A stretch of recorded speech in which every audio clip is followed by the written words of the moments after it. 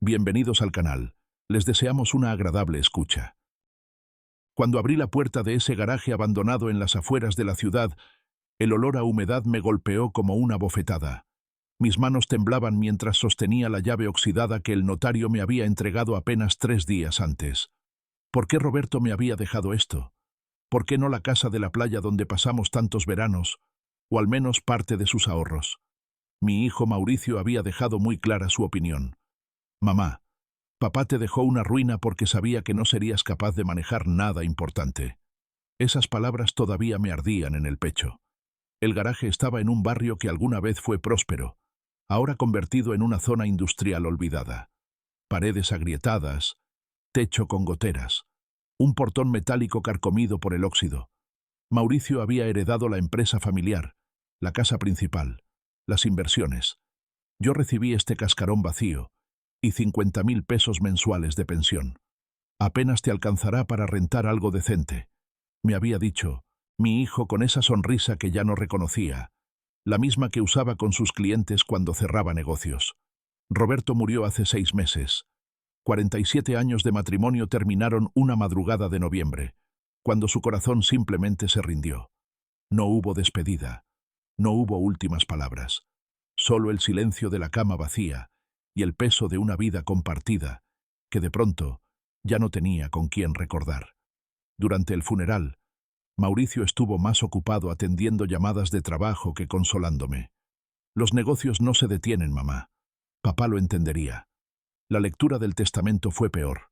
El abogado, el señor Villarreal, un hombre de unos 70 años con lentes gruesos y modales anticuados, leyó las disposiciones con voz monótona. Cuando llegó a mi parte, vi cómo Mauricio contenía una risa.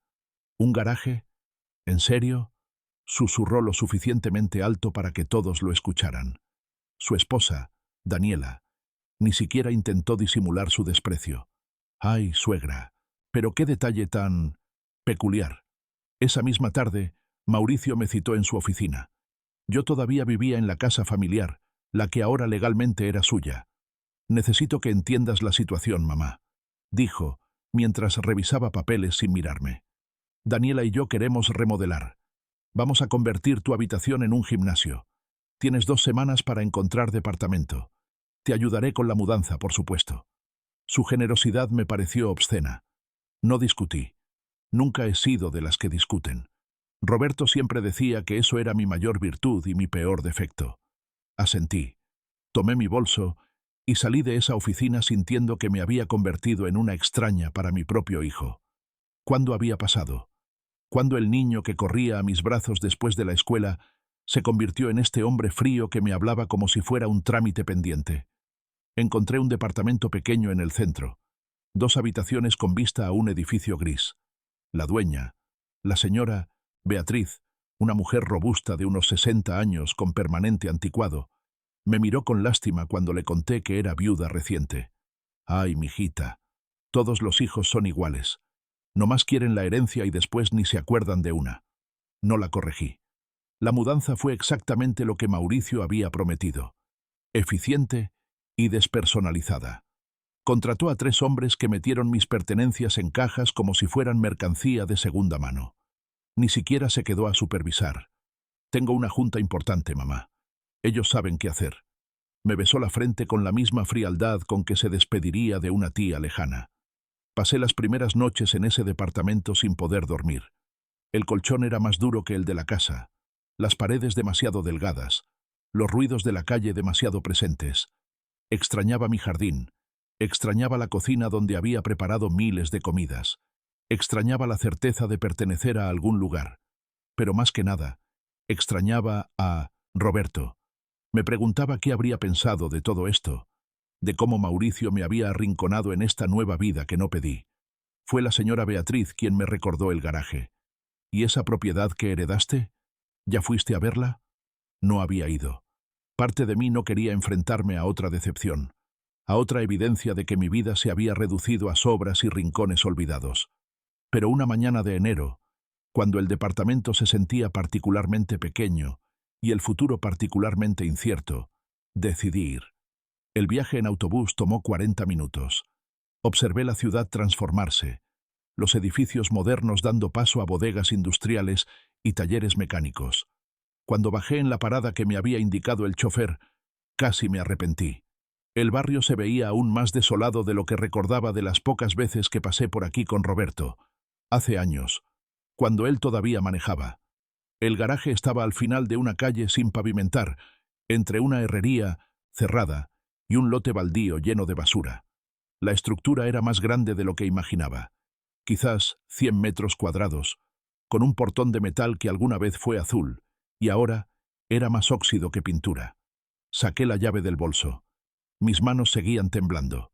Abrí el candado después de forcejear durante varios minutos. El portón chirrió al levantarse, revelando una oscuridad profunda que olía a años de abandono. Busqué a tientas un interruptor. Nada. Por supuesto que no había luz. Encendí la linterna de mi celular y di un paso adentro. El piso estaba cubierto de polvo y escombros. Había cajas apiladas contra las paredes, herramientas oxidadas colgando de ganchos, llantas viejas en un rincón. Todo parecía exactamente lo que era. Un depósito olvidado de cosas sin valor. Sentí cómo las lágrimas comenzaban a acumularse en mis ojos. Esto era lo que Roberto consideró apropiado dejarme. Esto era lo que valía para él. Pero entonces, mientras la luz de mi celular barría el espacio, noté algo extraño. En la pared del fondo había una puerta metálica, casi imperceptible bajo años de mugre. No era parte de la estructura original del garaje. Alguien la había instalado deliberadamente. Alguien que no quería que fuera fácil de encontrar. Me acerqué despacio, el corazón latiéndome con una intensidad que no sentía desde hacía meses. La puerta tenía una cerradura moderna, completamente distinta al candado oxidado del portón principal. Y en el suelo, justo frente a ella, había un sobre manila con mi nombre escrito en la letra inconfundible de Roberto. Recogí el sobre con manos temblorosas. Estaba sellado con cera roja, algo que Roberto solía hacer con documentos importantes, una costumbre anticuada que había aprendido de su padre. Rompí el sello y saqué varias hojas dobladas. La primera era una carta escrita a mano. «Mi querida Elena», comenzaba, «si estás leyendo esto, significa que finalmente te atreviste a venir. Conocías mi corazón débil. Sabías que cualquier día podía ser el último. Perdóname por no poder decirte esto en persona, pero necesitaba que descubrieras esto sola, sin la presencia de Mauricio o del abogado Villarreal. Lo que hay detrás de esa puerta es tuyo, y solamente tuyo. La llave está en el sobre, pegada con cinta en el reverso de esta carta. Mis dedos buscaron torpemente y encontraron una llave pequeña, plateada, sujeta con cinta adhesiva al papel. El corazón me latía tan fuerte que podía escucharlo en el silencio del garaje. Continué leyendo. Durante los últimos 5 años, observé cómo Mauricio se transformaba en alguien que no reconozco. Su ambición devoró todo lo bueno que había en él. Cuando el doctor me diagnosticó la enfermedad cardíaca, supe que tenía que actuar rápido. No podía dejarte a su merced, Elena. No podía permitir que te convirtiera en su sirvienta o te arrinconara en algún asilo cuando ya no fueras útil para él. Las lágrimas comenzaron a rodar por mis mejillas. Roberto lo había sabido. Todo este tiempo, él había visto lo que yo me negaba a ver. Este garaje lo compré hace 20 años, cuando todavía trabajaba en la constructora. Era parte de un pago por un proyecto que supervisé. Nadie sabía de él, ni siquiera tú, perdóname. Durante años lo usé como bodega, pero hace 5 años le di otro propósito. Detrás de esa puerta metálica encontrarás mi verdadero legado para ti. No es lo que Mauricio esperaba heredar, y esa fue precisamente mi intención. La carta continuaba con instrucciones específicas. Debía abrir la puerta, encender el generador que encontraría a la derecha, y luego examinar todo con cuidado. Al final, Roberto había escrito: «Eres más fuerte e inteligente de lo que crees, Elena. Durante 47 años te vi sacrificarte por nosotros, primero por mí, luego por Mauricio. Ahora es tu turno. Vive, amor mío. Vive por ti misma». Guardé la carta en mi bolso y me acerqué a la puerta metálica. La llave entró suavemente en la cerradura. Giró sin resistencia, como si alguien la hubiera estado manteniendo aceitada. Abrí la puerta y me recibió un olor completamente distinto al del resto del garaje. Aire fresco, un leve aroma a pintura nueva. Encontré el generador donde Roberto dijo que estaría. Lo encendí siguiendo las instrucciones pegadas en su costado con letra clara y grande, pensada para que yo pudiera leerla sin dificultad. El motor cobró vida con un rugido sordo, y segundos después, una hilera de luces fluorescentes iluminó el espacio. Me quedé paralizada. Frente a mí se extendía una habitación de unos 50 metros cuadrados, con paredes recién pintadas de blanco, piso de cemento pulido y aire acondicionado instalado en una esquina. Pero no era el espacio en sí lo que me dejó sin aliento. Eran las pinturas. Había cuadros por todas partes, colgados en las paredes con iluminación profesional, apoyados en caballetes, almacenados en bastidores especiales. Reconocí algunos nombres porque Roberto solía llevarme a exposiciones cuando éramos jóvenes. Tamayo, Toledo, Soriano. Pero había otros artistas que no conocía, obras que parecían antiguas y valiosas, paisajes coloniales, retratos del siglo XIX. En el centro de la habitación había una mesa con una carpeta gruesa. Me acerqué como en trance. La carpeta contenía certificados de autenticidad, avalúos profesionales, facturas de compra que se remontaban a décadas atrás. Roberto había estado coleccionando arte toda su vida adulta. ¿Cómo nunca lo supe? Encontré otra carta, más breve, dentro de la carpeta. Comencé esta colección cuando teníamos 25 años. ¿Recuerdas? Compramos aquella acuarela pequeña en el mercado de San Ángel. Tú dijiste que era hermosa. Yo dije que era una inversión. Ambos teníamos razón. Desde entonces, cada vez que tuve dinero extra, lo invertí en arte. Mauricio pensaba que lo gastaba en herramientas o en reparaciones del coche. Dejé que lo creyera. Había una lista adjunta, escrita a máquina, con el valor estimado de cada pieza. Mis ojos recorrieron las cifras sin poder procesar completamente lo que veían. Algunos cuadros valían cientos de miles de pesos, otros millones. En total, según el documento, la colección tenía un valor aproximado de 32 millones de pesos. Me senté en el único mueble de la habitación, un sillón de terciopelo verde que reconocí de nuestra primera casa. 32 millones de pesos. Mientras Mauricio heredaba una empresa que, según sus propias quejas constantes, apenas daba para mantener su estilo de vida, yo tenía esto, una fortuna escondida en un garaje deteriorado que nadie, absolutamente nadie, conocía excepto Roberto, y ahora yo. Pasé las siguientes 3 horas examinando cada cuadro, leyendo cada documento, tratando de entender la magnitud de lo que mi esposo había hecho. Había sido tan cuidadoso, tan meticuloso. Cada compra estaba documentada, cada pieza asegurada bajo un seudónimo que ahora estaba legalmente transferido a mi nombre. El señor Villarreal, descubrí en una nota adicional, era el único cómplice de Roberto, el responsable de mantener los seguros actualizados y las condiciones de la bodega. Cuando llegue el momento, había escrito Roberto en una última nota manuscrita, contacta al señor Villarreal. Él sabe qué hacer. Tiene los contactos para vender las piezas si así lo decides, o para ayudarte a mantener la colección. La decisión es completamente tuya, Elena. Por primera vez en tu vida, tienes el poder de decidir tu futuro sin pedir permiso a nadie. Salí del garaje cuando el sol comenzaba a ponerse. Cerré todo cuidadosamente, guardé las llaves en el fondo de mi bolso y caminé hacia la parada del autobús sintiéndome como si estuviera en un sueño. En mi teléfono tenía fotografías de cada documento importante.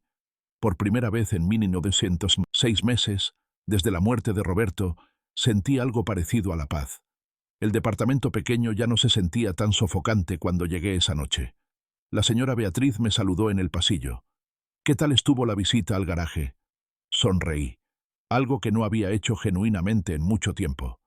Interesante, respondí. Muy interesante. Esa noche llamé al señor Villarreal desde mi celular. Contestó al segundo timbrazo.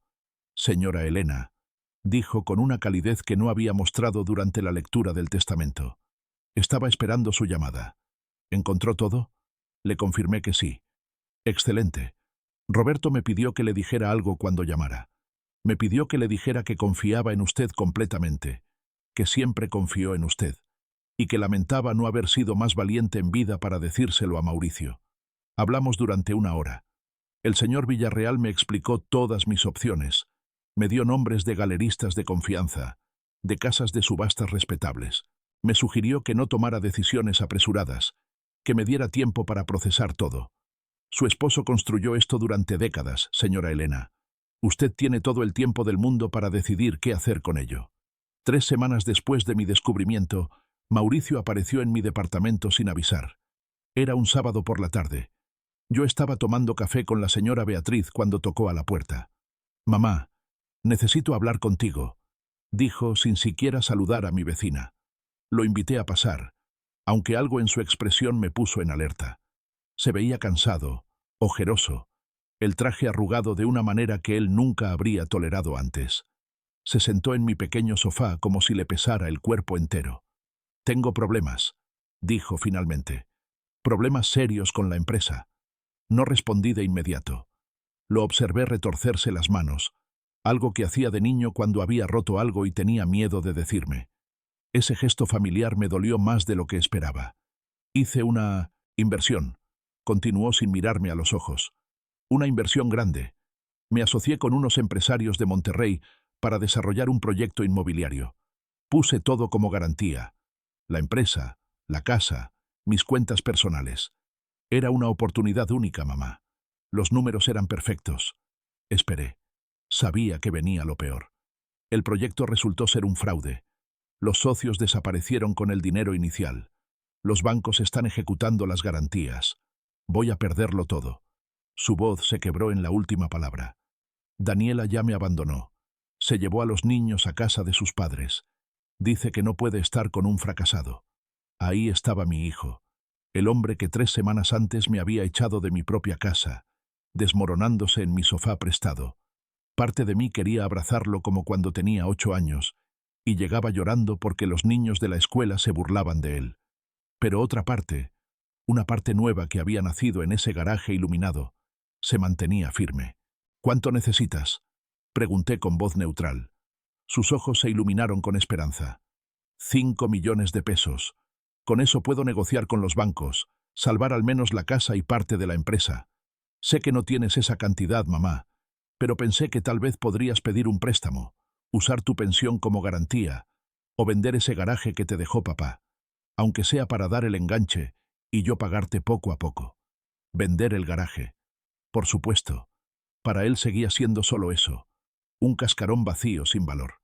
¿Y por qué debería ayudarte?». Las palabras salieron más frías de lo que pretendía, pero no me arrepentí de ellas. Mauricio parpadeó, confundido. «Porque soy tu hijo. Porque papá hubiera querido que nos cuidáramos mutuamente. Porque es lo correcto». «¿Lo correcto?», repetí. «Como cuando me echaste de mi casa para construir un gimnasio. Como cuando te reíste de mi herencia frente al abogado. Como cuando no tuviste tiempo de consolarme en el funeral de tu padre porque tenías llamadas importantes». Se puso pálido. «Mamá, lo siento. Estaba bajo mucha presión. Daniela esperaba cierto estilo de vida y yo solo quería impresionarla, mantener las apariencias». Lo interrumpí. «¿A costa de tu propia madre?». El silencio entre nosotros se volvió denso, incómodo. Mauricio se frotó la cara con ambas manos. Cuando habló de nuevo, su voz era apenas un susurro. «Tienes razón. He sido un pésimo hijo. Papá me lo dijo antes de morir. Me llamó a su cuarto una noche, 2 semanas antes del infarto. Me dijo que me estaba convirtiendo en alguien que él no había criado. Le respondí que solo estaba siendo exitoso, que él nunca entendió los negocios modernos. Se le quebró la voz. Fue la última conversación real que tuvimos.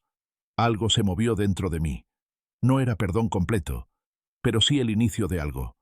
Tu padre era más sabio de lo que cualquiera de nosotros reconocía», dije finalmente. Me levanté y fui a la cocina. Preparé 2 tazas de café, algo que no hacíamos juntos desde que era adolescente. Cuando regresé, Mauricio tenía lágrimas en las mejillas. No intentó ocultarlas. «No voy a darte 5 millones de pesos», dije mientras le entregaba su taza. Vi cómo la esperanza moría en sus ojos. «Pero voy a ayudarte con 2 condiciones innegociables». Se enderezó, atento. «Lo que sea, mamá. Lo que sea. Primera condición. Buscarás ayuda profesional. Un terapeuta que te ayude a entender por qué destruiste todas tus relaciones por dinero y estatus. Y asistirás religiosamente, no una o dos veces, sino durante el tiempo que sea necesario. Asintió, aunque vi la resistencia en su expresión. Los hombres de su generación no creen en terapeutas. Segunda condición. Este dinero no es un regalo, es un préstamo. Firmaremos un contrato legal con el señor Villarreal. Me pagarás en plazos razonables durante 10 años. Y si vuelves a tratarme con desprecio, si vuelves a olvidarte que soy tu madre, y no un estorbo, el préstamo se cancela y reclamaré todo inmediatamente. Acepto, dijo sin dudar. Acepto todo. Pero mamá, ¿cómo vas a conseguir esa cantidad? Tu pensión es de 50.000 al mes. Sonreí. Era una sonrisa nueva, una que había aprendido en las últimas 3 semanas mientras tomaba decisiones sobre mi futuro. Tu padre me dejó más de lo que tú crees. Mucho más. La confusión en su rostro habría sido cómica en otras circunstancias. ¿El garaje? ¿Ese garaje viejo vale algo? Lo que hay dentro de él vale bastante. Respondí sin dar detalles. Suficiente para ayudarte y para asegurar mi propio futuro sin depender de nadie. Pasamos las siguientes 2 horas hablando de verdad, sin máscaras, sin pretensiones. Mauricio me contó cosas que no sabía. Cómo siempre se sintió que tenía que demostrarle algo a su padre. Cómo la presión de Daniela por mantener cierta imagen social lo había vuelto obsesivo con el dinero. Cómo el éxito de sus compañeros de universidad lo hacía sentir inadecuado constantemente. Le conté sobre mi vida, sobre cómo durante 47 años había sido la esposa perfecta, la madre perfecta, pero nunca simplemente Elena. Le hablé de los sueños que tuve de joven, de cuando quería estudiar historia del arte, pero mi familia consideró que era una frivolidad. Le confesé que a veces me sentía invisible, como un fantasma en mi propia vida. «Papá lo sabía, ¿verdad?», preguntó Mauricio.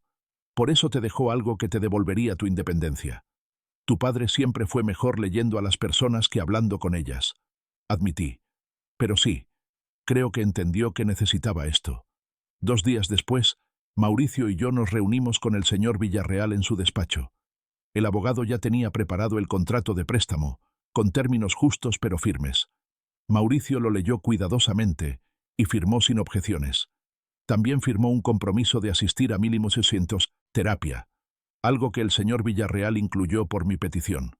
«Su padre estaría orgulloso de usted, señora Elena», me dijo Villarreal cuando Mauricio salió para hacer unas llamadas. No muchas personas en su situación tendrían la fortaleza para imponer condiciones. La mayoría cedería por culpa o por amor mal entendido. «Mi esposo me enseñó que el verdadero amor a veces requiere límites», respondí. La transferencia del dinero tomó una semana. Durante ese tiempo, vendí 3 cuadros de la colección, piezas importantes, pero no las que más me gustaban. El galerista que recomendó Villarreal resultó ser discreto y profesional. Los compradores fueron museos e inversionistas serios. El dinero llegó a mi cuenta sin problemas. Mauricio lloró cuando se lo transferí. No de alivio, creo, sino de vergüenza. Entendía finalmente el contraste entre cómo me había tratado y cómo yo había elegido responderle. No era venganza, era justicia templada con amor. Las siguientes semanas trajeron cambios graduales. Mauricio comenzó sus sesiones de terapia. Al principio iba de mala gana, pero después de un mes me confesó que le estaba ayudando. «Es difícil, mamá, ver todo lo que hice mal, entender de dónde viene todo esto, pero es necesario». Daniela no regresó con él. Eventualmente pidieron el divorcio, un proceso doloroso pero quizás inevitable. Sin embargo, Mauricio logró mantener una relación cercana con mis nietos. Los traía a visitarme cada fin de semana, algo que nunca había hecho antes de la crisis. Yo, por mi parte, comencé a vivir diferente. Contraté a una curadora profesional para organizar adecuadamente la colección. Decidí no vender más piezas por el momento, sino aprender sobre cada una de ellas. Me inscribí en un curso de Historia del Arte en la universidad. Ese sueño de juventud finalmente realizado a los 68 años. El garaje se convirtió en algo más que una bodega secreta. Con ayuda de Villarreal, lo registré oficialmente como espacio cultural privado. Eventualmente, planeo abrir algunas exposiciones pequeñas, compartir estas obras que Roberto atesoró durante décadas. Una tarde de marzo, 4 meses después de mi descubrimiento, Mauricio y yo regresamos juntos al garaje. Era la primera vez que él veía lo que su padre había construido. Lo observé recorrer la galería improvisada, deteniéndose frente a cada cuadro, leyendo cada certificado de autenticidad.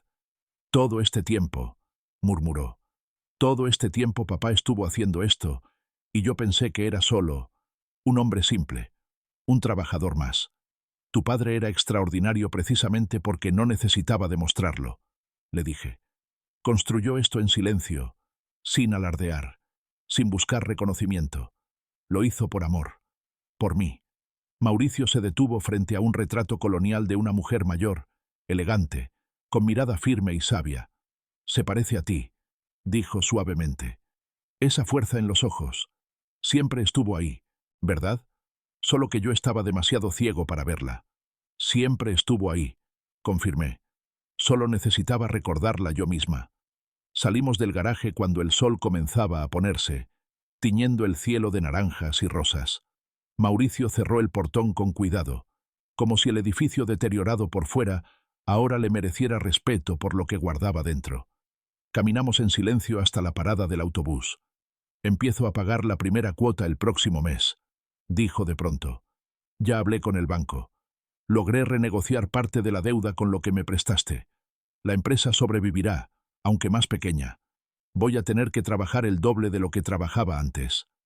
«El trabajo honesto nunca mató a nadie», respondí, y me sorprendí al escucharme usar una de las frases favoritas de Roberto. «Mamá», dijo Mauricio mientras el autobús se acercaba, «¿puedo preguntarte algo?» Asentí. «¿Me perdonas? No espero que olvides, pero ¿hay perdón?» Pensé en esa pregunta durante todo el viaje de regreso. Perdón. Qué palabra tan compleja, tan cargada de expectativas y malentendidos.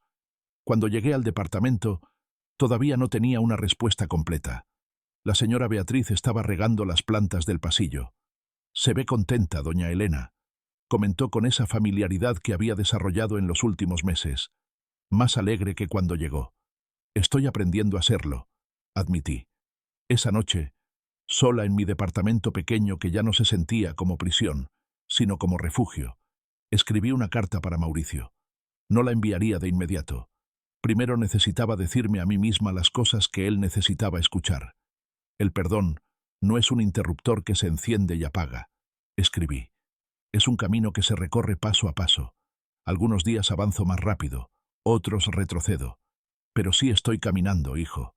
Estoy eligiendo caminar hacia la reconciliación porque te amo, pero también porque me amo a mí misma lo suficiente para no cargar con rencor que solo me lastima a mí». Dejé la carta en mi escritorio. Ya decidiría cuándo dársela. Los meses siguientes trajeron una rutina nueva y satisfactoria. Mis clases de historia del arte se convirtieron en el centro de mi semana. Descubrí que tenía facilidad para memorizar fechas, estilos, nombres de artistas. Mi profesora, una mujer de unos 45 años llamada Sofía, me preguntó si había considerado dar conferencias sobre coleccionismo para adultos mayores. «Tiene una perspectiva única», me dijo después de clase un día. «No habla del arte como algo intocable y distante, sino como algo que forma parte de la vida real. Eso es raro y valioso». Comencé a dar pequeñas charlas en centros culturales. Nada elaborado, solo presentaciones sencillas sobre cómo el arte puede transformar vidas, incluso cuando llega tarde. La gente respondía con entusiasmo. Muchas mujeres de mi edad se acercaban después para contarme sus propias historias de reinvención, tardía, de descubrimientos que llegaron cuando creyeron que ya era demasiado tarde. Mauricio asistió a una de mis conferencias sin avisarme. Lo vi al fondo del salón, sentado junto a mis nietos. Cuando terminé, se acercó con los niños. «Nunca te había escuchado hablar así, mamá», dijo con algo parecido al asombro. «Con tanta seguridad, con tanta pasión. Es como conocerte por primera vez». «Quizás es porque yo misma me estoy conociendo por primera vez», respondí. Mis nietos, Sebastián de 10 años y Miranda de 8, me abrazaron con esa energía desbordante de la infancia. «Abuela, ¿es cierto que tienes cuadros que valen millones?», preguntó Sebastián con los ojos muy abiertos. «Es cierto», confirmé. «Pero lo más valioso no es cuánto cuestan, sino las historias que cuentan. Cada cuadro es una ventana a otro tiempo, otra vida, otra forma de ver el mundo. ¿Nos los enseñarás?, preguntó Miranda con timidez. Por supuesto, prometí. Cuando sean un poco mayores, les mostraré cada uno y les contaré por qué su abuelo lo eligió. Un año después del descubrimiento, organicé una pequeña exposición en el garaje. Invité a amigos, vecinos, compañeros de clase y, por supuesto, a Mauricio con los niños. El señor Villarreal llegó temprano para ayudarme con los últimos preparativos. Roberto estaría muy orgulloso, me dijo mientras colgábamos las últimas tarjetas informativas. No solo por lo que hizo, sino por lo que usted ha construido con su legado. La exposición fue modesta pero hermosa. 20 cuadros cuidadosamente seleccionados, cada uno con su historia. Preparé café y galletas. Convertí el espacio en algo acogedor. La gente llegó con curiosidad y se fue con asombro genuino. Mauricio trajo a su terapeuta, el doctor Ramírez, un hombre sereno de unos 50 años, que me estrechó la mano con firmeza. Su hijo ha trabajado muy duro este año, me confió en voz baja. El camino ha sido difícil, pero está comprometido. Eso es lo que importa. Vi a Mauricio explicarle a sus hijos sobre los cuadros, usando palabras que claramente había aprendido investigando por su cuenta. Se había tomado el tiempo de estudiar sobre arte para poder compartir este mundo con ellos. Ese pequeño gesto me conmovió más que cualquier disculpa elaborada. Al final de la tarde, cuando todos se habían ido excepto Mauricio y yo, nos sentamos en los sillones que había traído para la exposición. El garaje, iluminado suavemente, se sentía como un espacio sagrado. He estado pagando las cuotas religiosamente, dijo Mauricio. En 8 meses no he faltado ni un solo mes. La empresa está creciendo de nuevo, lentamente, pero de forma sólida. Ya no persigo los grandes negocios arriesgados. Ahora construyo con paciencia. Tu padre habría aprobado eso, dije.